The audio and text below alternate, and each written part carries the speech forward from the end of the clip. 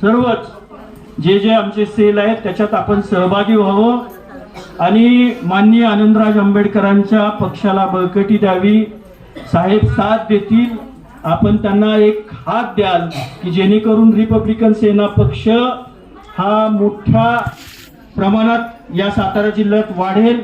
आणि आपल्या महिलांचे काय प्रश्न असतील तर आम्ही ते ऐकून घेण्यासाठी खरं तर आलोय.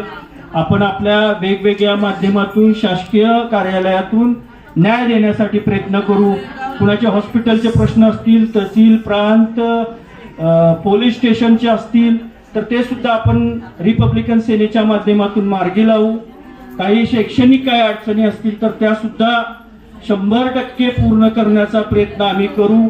आम्ही पण काय शेवटी माणसं आहोत, तुम्ही सांगितलेल्या प्रत्येक गोष्टी आमच्याकडून होतीलच असं नाही, पण 100% आम्ही त्याच्यासाठी प्रयत्न करू.